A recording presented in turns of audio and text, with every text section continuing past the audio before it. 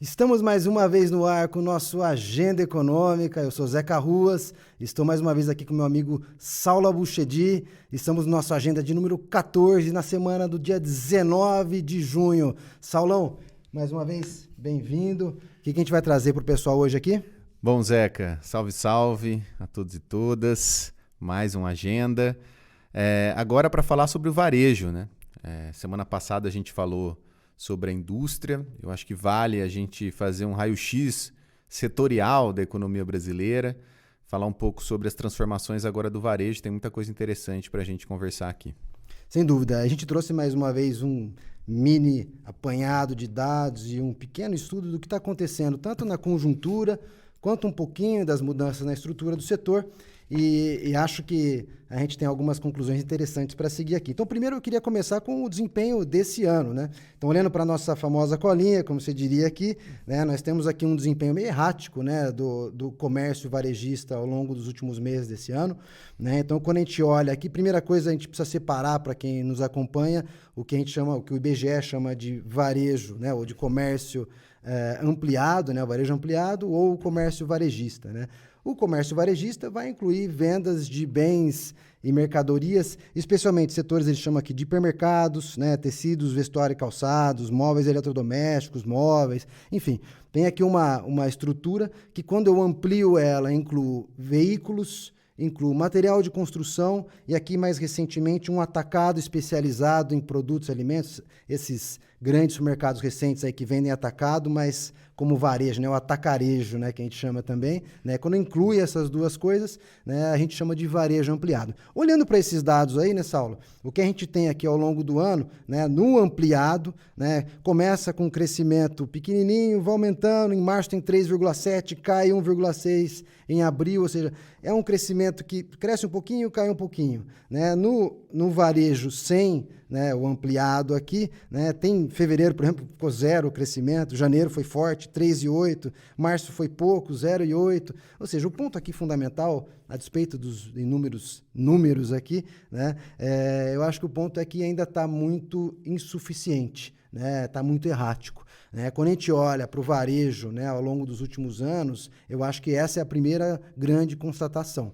Quando a gente olha para os dados aqui do IBGE, né, o volume de vendas aqui, portanto, descontados os efeitos de inflação, né, totais, né, a gente tem basicamente um pico em 2014, novembro de 2014, né, depois tem a crise, o varejo vai afundando completamente, ele se recupera aos poucos, durante a pandemia, né, especialmente logo depois do auxílio emergencial, tem um pico, depois ele cai novamente, ele está se recuperando aos pouquinhos, mas quando a gente vai olhar, né, os dados de venda em volume hoje são praticamente iguais, ou um pouquinho superiores ao que eram em 2014. Ou seja, o varejo, na sua estrutura, né, no seu andamento ao longo das últimas décadas, quase da última década de 14 para frente, né, tá parado. Né? Quando a gente olha por dentro desse varejo, aí a gente enxerga, na verdade, modificações acontecendo. Então, olhando para essa estrutura, né, quando a gente pega os dados, né, que a gente chama de PAC, né, Pesquisa Anual do Comércio, pegando o PIB, né, do comércio, o que a gente enxerga, basicamente? Né? No atacado, eu tenho algumas mudanças importantes. Quem que ganha importância no atacado, né, que é essa venda antes do consumidor final? Vai ganhar importância no atacado, basicamente, os produtos químicos, adubos e fertilizantes. Parece que a gente já falou deles por aqui. Né? Além deles aqui, cresce comércio de matérias-primas agrícolas e animais vivos. Então, aqui nós, de novo, estamos falando, de alguma maneira ou de outra, daquilo que a gente falou na semana passada para a indústria também. Né? Você tem aqui também no atacado, né, uma atividade econômica que se liga com o agronegócio, que vai melhor, né, e cresce. Né? E quem que está perdendo importância? Está perdendo importância no ampliado aqui. Automóveis, peças e veículos, a mesma história aqui de novo. Né? O autopeças e veículos caindo. Né? Quem que está ganhando, né, importância dentro do atacadão aqui, né, são os hipermercados, supermercados, produtos farmacêuticos e perfumaria que roubam o espaço, né, dos antigos atacadistas de setor, que eram aqueles intermediários que compravam nas empresas e revendiam para essas lojas, né, no final da ponta da cadeia.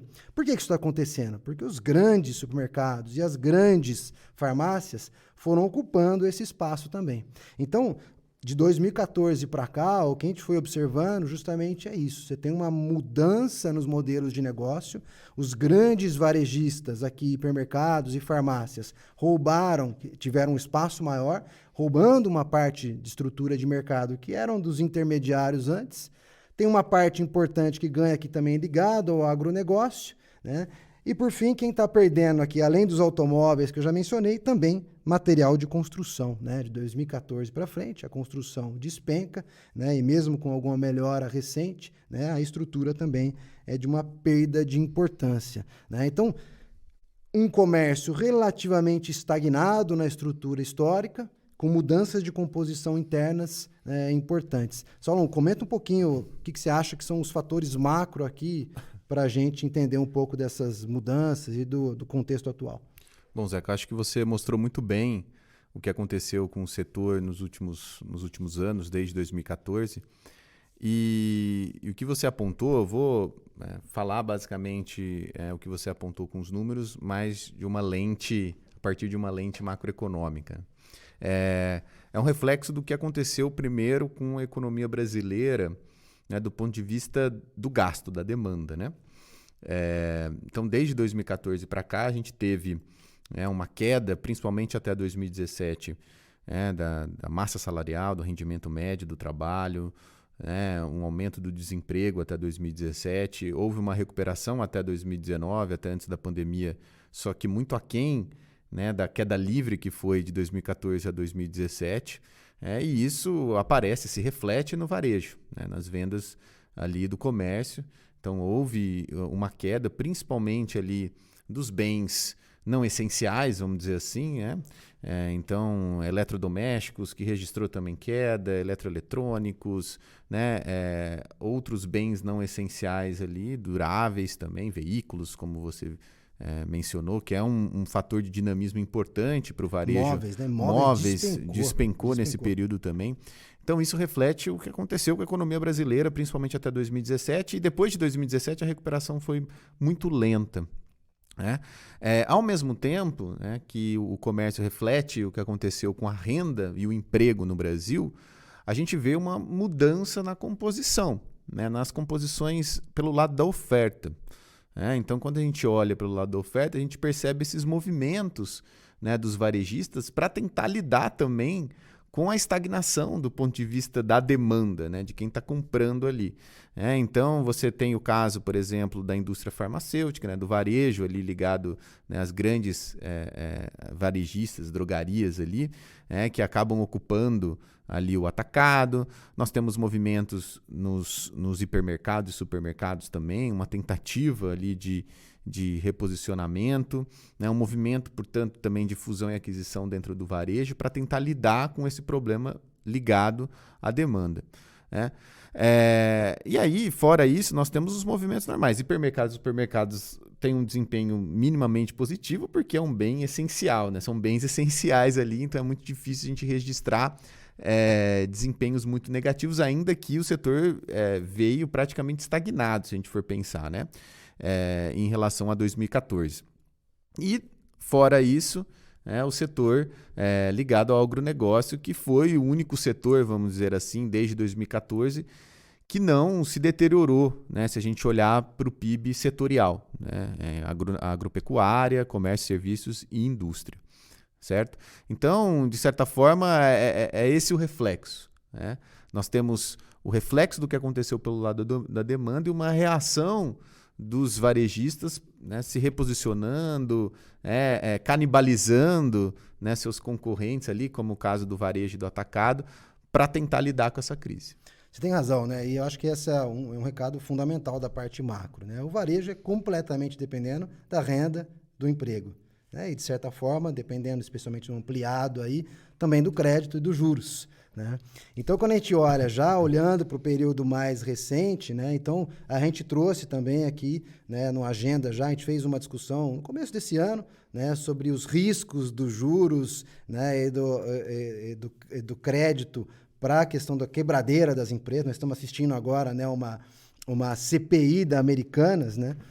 E o que está acontecendo com as grandes varejistas, né? O Americanas, obviamente, é um caso dramático, né? Mas quando a gente olha, né? Eu vi um estudo recente sobre o desempenho dessas empresas, das grandes varejistas. Então, né, esse estudo pega lá 8 grandes varejistas, tanto do setor, né, mais tradicional quanto do setor farmacêutico. Né? E o desempenho delas, do ponto de vista do faturamento, é bom. Ou seja, elas estão vendendo mais. Óbvio, os preços subiram, isso empurra o faturamento adiante. Sim. Mas a margem delas bruta também ficou relativamente estável em relação ao ano passado. Ou seja, elas conseguiram manter as suas margens. Mas quando você vai olhar para o resultado líquido, aí começam a aparecer pioras. Ou seja, no fundo, a operação desses negócios, de certa forma, está indo relativamente controlada, inclusive porque eles estão fazendo esses movimentos ainda, né? O Carrefour acabou de fazer uma grande aquisição do Big, por exemplo, né? Ela está digerindo essa operação, né? Mas, né, a parte financeira tem problemas. Por quê? Porque justamente o juro vai lá em cima. Muitos desses varejistas estão fechando lojas, né? Também as notícias aí nas últimas semanas dão conta de de mais de 100 lojas de grandes varejistas foram fechadas. Por quê? Em parte porque eles estão tentando controlar as operações para garantir que a margem fique lá de pé, ou seja, que seus lucros operacionais fiquem de pé, né? Mas também, por outro lado, porque tem uma outra modificação em curso importante, né? Que é, na verdade, o avanço cada vez maior, né, das vendas online. Uma boa parte desses grandes varejistas já tem plataformas consolidadas de venda de seus produtos online, né? E aí, aos poucos, também vão encerrando operações de lojas físicas, né? Muitas delas que também já vão funcionando num outro formato, né? Basicamente para entrega, não mais como era para a gente que é um pouco mais antigo, dos anos 90, dos anos 2000, que ia até na loja comprar. Então, essa mudança de modelo de negócios também ela é importante, né? Porque, no fundo, ela vai afetar uma série de outras questões dentro da nossa economia, né, Saulo? Exatamente. Então, o primeiro fator é os juros, né? Isso é muito importante porque essa semana, a semana que a gente está gravando, é a semana ali de decisão da taxa de juros pelo Copom, da taxa Selic pelo Copom. E muita gente faz uma análise muito rasa, vamos dizer assim. Vou já ser polêmico aqui no nosso agenda. Deixa eu só antecipar um negócio para eles aqui. A gente está gravando isso aqui antes de ter saído a decisão. Exato. Provavelmente, quando você estiver assistindo, já deve ter saído a decisão. A nossa aposta aqui, a minha aposta é que deve vir um indicativo de queda, que não vai cair agora, né? Não vai cair agora. Impressionante, mas não vai cair. Mas muita gente faz um discurso olhando só para a inflação. Tá? Fala assim, os juros juros altos, né, ele serve para derrubar a inflação. Né? E, de fato, né, você leva a economia numa recessão, é claro que a inflação vai cair. Eu acho que é importante a gente dizer isso. Não tem como. Você leva uma economia para a recessão, aumentando a taxa de juros, impactando todos os setores. A gente vai falar daqui a pouco do setor de varejo, mas não só, todos os setores industriais, né, trabalhadores e empresários no setor de serviços. E aí, óbvio que com uma quebradeira ali, com uma recessão, né, demissões, os preços eles desaceleram, né? A variação dos preços desacelera. Né?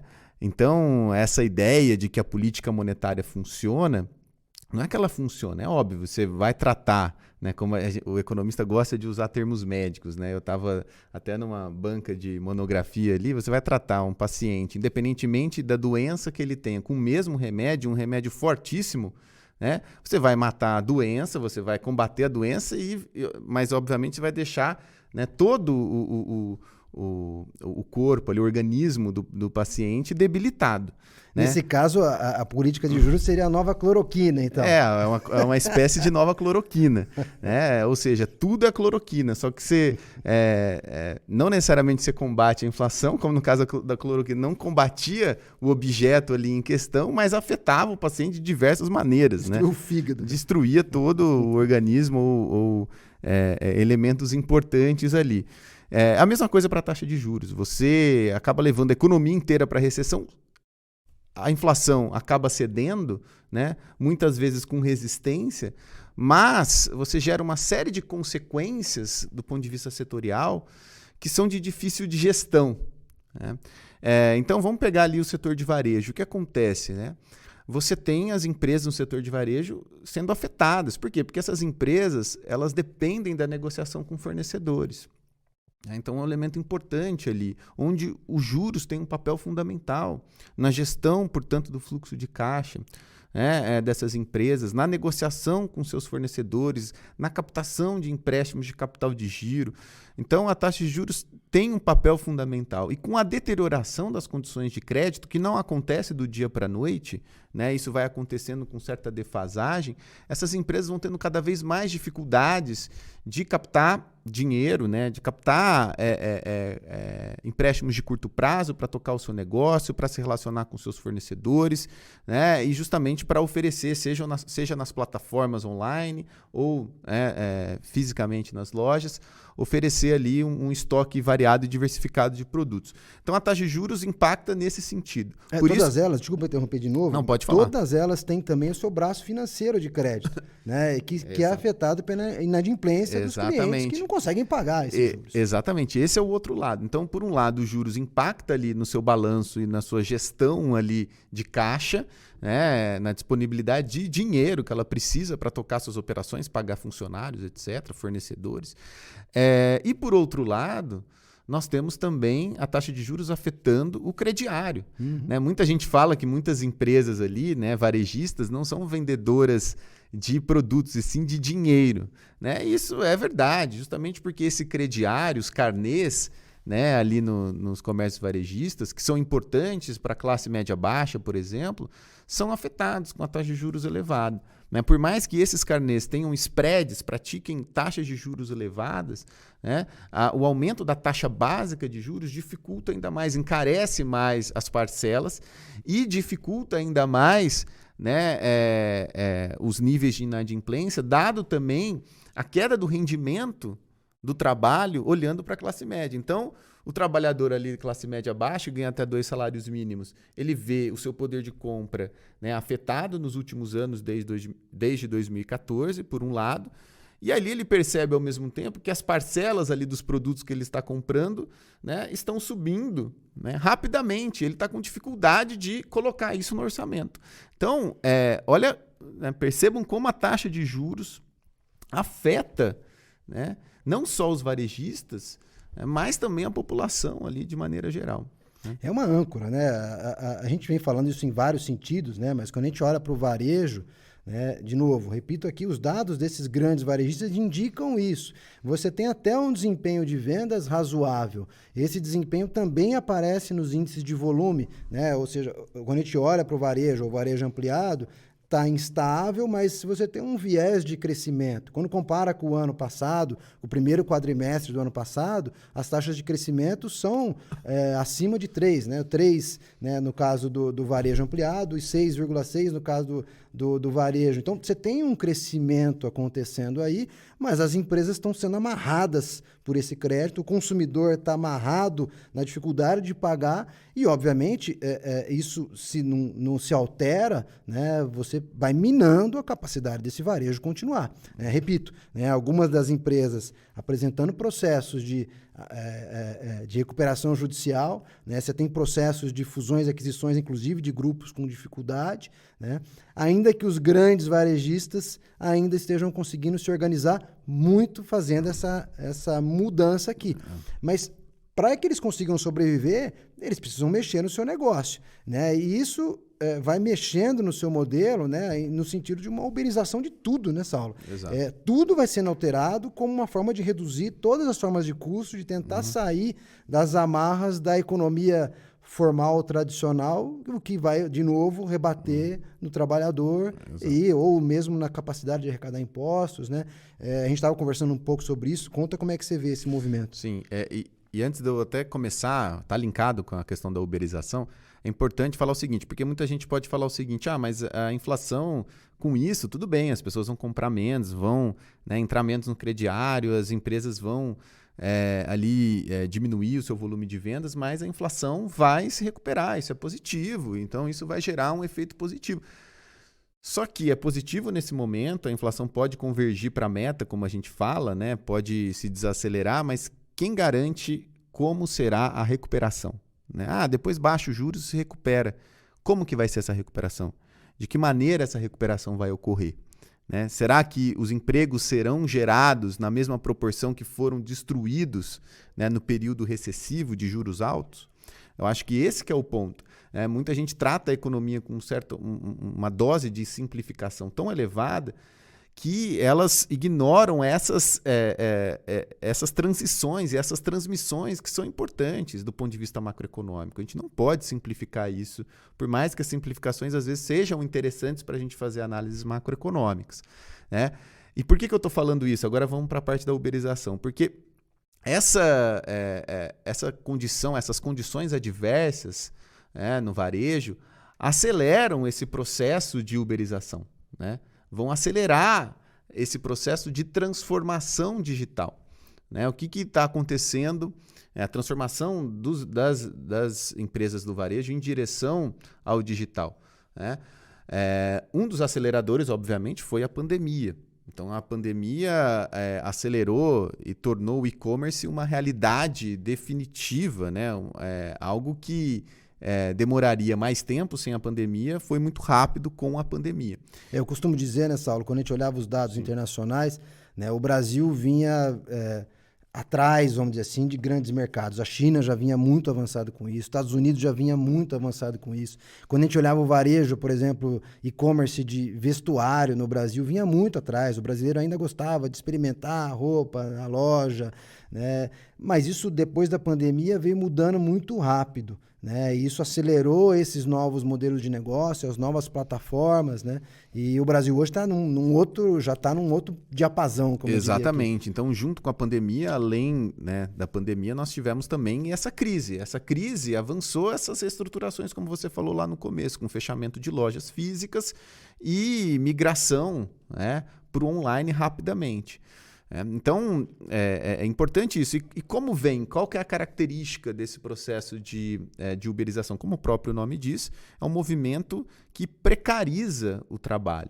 Né? Do ponto de vista das varejistas, né, dos grandes marketplaces, como a gente fala hoje, né? Então a gente tem hoje sites, né, e marketplaces, plataformas, que vendem de tudo, né? Tanto plataformas aqui, né, brasileiras ou latino-americanas, quanto plataformas chinesas ali, que vendem absolutamente de tudo.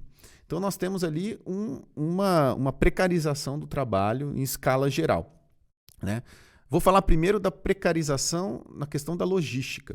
Então, a uberização ajuda na logística. Então, hoje nós temos esses grandes marketplaces, grandes plataformas, que não têm, ou, na verdade, diminuíram ali a participação dos armazéns. Né? Então, o que a gente vinha observando até pouco tempo atrás?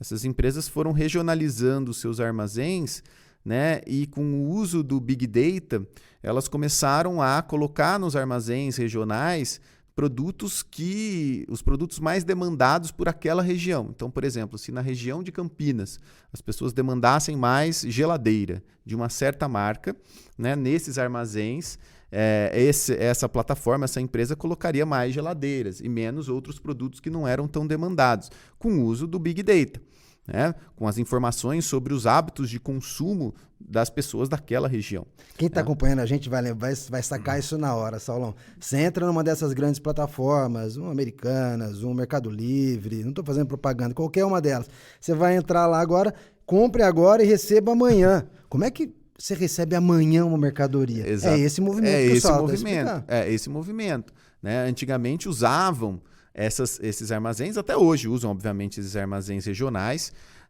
Só que agora, o que acontece? Né? Agora a estratégia é ainda mais agressiva, né, Zeca? Porque agora essas empresas estão transformando as casas das pessoas ou estabelecimentos, né, em armazéns, né, em lugares, né, de armazenagem, onde você pode armazenar produtos ou servir como um posto de troca. Né? Esses dias eu fui trocar um produto que eu comprei num site ali, num estacionamento. Né? Então, o estacionamento também servia como um posto ali de devolução, né, do produto, de troca do produto. Então, perceba o que isso significa. Né? Então, qualquer pessoa pode servir ali como um posto de troca, se ela tiver um estabelecimento, ou qualquer pessoa pode servir como um ponto de entrega. né, de determinados produtos. Eu vou armazenar certos produtos e vou também ser responsável pela entrega. Você vai individualizando e pulverizando a logística, diminui os aluguéis, o custo com os aluguéis, que isso é fundamental. Então, isso afeta muito ali o seu resultado operacional, o resultado operacional das empresas, né? E acaba gerando uma precarização do mercado de trabalho, porque essas pessoas não têm vínculo empregatício, ganham por produto ali devolvido ou entregue para uma determinada casa, um determinado lugar, né? E, ao mesmo tempo, isso gera uma melhora no resultado operacional para a empresa. Então, esse é um exemplo de uberização na logística. Também, eu até estava conversando com o Zeca, há um exemplo de uberização também, nos promotores de venda, né? Hoje, por exemplo, para vocês terem uma ideia, as reposições ali de produtos no supermercado que a gente, que a gente vê as pessoas ali repondo produtos, hoje você consegue fazer isso também via aplicativo, né? Então você consegue, o gerente do supermercado, o responsável ali pela reposição, consegue fazer um pedido, né, por meio de um aplicativo. Eu preciso repor aqui, né, um certo produto, eu acesso o aplicativo e, ao invés de demorar algumas semanas ou dias para a reposição de um determinado produto, esse gerente de supermercado vai demorar horas ali para repor o seu produto, né? E isso implica também precarização do mercado de trabalho de promotores de venda, né? E melhora do resultado operacional, né, para as empresas que vendem os seus produtos ali para o mercado, para o supermercado e também para o supermercado ali em geral, né? E nós temos também outros tipos de uberização aqui. Dá para eu esticar e falar de vários outros exemplos de uberização aqui. A gente pode ir abrindo, né? Porque no fundo o movimento é muito claro. O movimento é tirar da sua estrutura de custo fixo, né? Então, pensando do ponto de vista contábil, tira aquele funcionário que recebe um salário fixo mensal e passa aquilo a ser uma despesa contratual. É um contrato que você remunera de acordo com a sua atividade. Você reduz muito o risco da empresa, tá? Para as pessoas que estão trabalhando nesse segmento, obviamente isso é um emprego, né? Também é um emprego. Então, se você está assistindo a gente, você trabalha em algum desses segmentos... Não é nenhum. Tá? Não é nenhum demérito. Não é nenhum no demérito. fundo, mas você tem uma transformação na sociedade, né, e na atividade econômica que também te coloca numa situação, coloca esse tipo de atividade numa situação de estar completamente instável. O teu risco econômico está diretamente associado com o risco de quem está te contratando. Se por alguma razão ele tiver uma demanda um pouco menor, o teu negócio afunda na hora. Né? Essa é a realidade, né? Então, as pessoas que trabalham nas entregas, com a logística, essa nova logística, né, plataformizada, é a realidade. Sim. É a realidade. Além disso, só um outro exemplo que eu estava me esquecendo, são as plataformas chinesas. Sem né? dúvida. Que você tem ali uma espécie de contrabando digital, vamos dizer assim, né? Em parte desses negócios, em parte, pelo né? menos, Não são todos os negócios, para não ser. Então, você tem ali, né, as plataformas chinesas que acabam também gerando um outro tipo de negócio. Antigamente, a gente tinha ali pessoas que compravam, demandavam, importavam produtos da China, né, e revendiam, né, no comércio físico, no dia a dia, no calçadão, né? Hoje em dia nós temos as grandes plataformas. De novo, gente, do ponto de vista macroeconômico, né, isso tem uma série de implicações para o mercado de trabalho, para o emprego e para a renda. Mas do ponto de vista individual, gente, né, de novo, não é nenhum demérito quem trabalha com isso, quem revende produtos. É a realidade, né? É a realidade da economia brasileira. Né? Vou mandar um abraço para o Eliseu, se ele estiver assistindo a gente aqui, o Eliseu que trabalha com esse tipo de atividade também. Sim.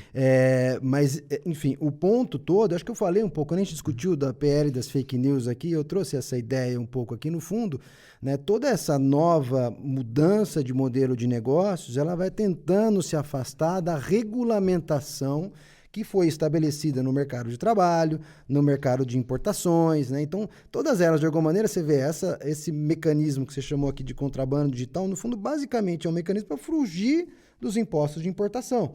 Dentro das mudanças aqui de outras formas de uberização aqui, basicamente você está fugindo dos contratos de trabalho, do fundo de garantia. Então, no fundo, você vai tornando essa economia como um todo muito mais vulnerável. O Estado e o trabalho muito mais vulnerável às flutuações econômicas de forma geral, né? Então, eu acho que aqui a síntese, eu acho, do que a gente está dizendo aqui você tem um varejo relativamente estagnado ao longo dos últimos quase 10 anos, de 14 para frente. Essas mudanças dentro dessa estagnação vão puxando alguns segmentos que vão tentando se apropriar, especialmente de parcelas do atacado, né? Alguns segmentos ligados com o agronegócio que conseguem se destacar. Os automóveis, né, e construção ligados à renda e ao crédito afundam. Nesse momento agora tem um sinalzinho de recuperação, estamos superando 2014 agora, mas com muitas amarras e numa estrutura muito mais instável. Eu acho que esse é um recadão, né, Saulo? Esse é o recado, né? Essa transformação ao longo do tempo. É um desafio, acho que o primeiro desafio é a redução da taxa de juros, mais importante aqui. O outro desafio, né, da questão regulatória, principalmente com esse novo varejo, né, das plataformas, eu acho que o ponto aqui não é necessariamente a tentativa que o governo fez de regulação, né, porque a gente tem que olhar para o contexto, né, do mercado de trabalho, do emprego e da renda. Essas plataformas chinesas, são canais importantes para a população, para a classe média baixa, ter acesso a produtos baratos, né? Diante de uma deterioração do poder de compra nos últimos anos.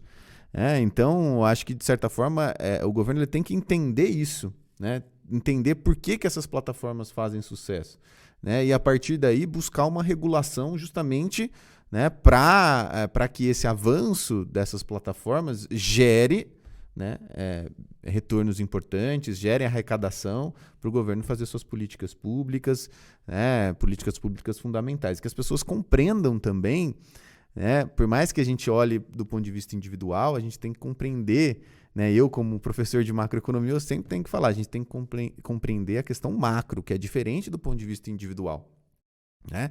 É importante, do ponto de vista macroeconômico, a gente entender que nós precisamos de regulação no mercado de trabalho, desse novo mercado de trabalho, precisamos de regulação para essas plataformas, justamente para isso gerar benefícios para o emprego e para a renda lá na frente, benefícios para a economia brasileira lá na frente. Benefícios que não são sentidos num primeiro momento, do ponto de vista individual, mas vão ser percebidos lá na frente, né? Essa é a mensagem que eu passo. Essa é uma regra geral aqui para muita coisa nessa aula. A gente tem que pensar, né, a macroeconomia, de certa forma, entender os movimentos agregados para além dos nossos interesses individuais, né? A forma de pensar a economia também é importante aqui, né? Fica essa ideia geral aqui do nosso recado sobre o varejo. Óbvio, tem muitas outras coisas sobre o varejo que a gente podia trazer. De novo, convido você que nos acompanha a fazer perguntas, tá? A gente tem recebido alguns comentários, tem recebido cada vez mais incentivo nessa aula. Eu acho que a gente tem ficado muito feliz com cada um de vocês que comenta, que aparece para conversar com a gente na rua, nos lugares todos e na internet, tá? Divulgue o nosso trabalho, tá? Seguimos com a agenda econômica ao longo das próximas semanas e provavelmente, ainda não temos a agenda da semana que vem definida, mas fica com a gente que vai ter alguma coisa legal. Grande abraço a todos e a todas.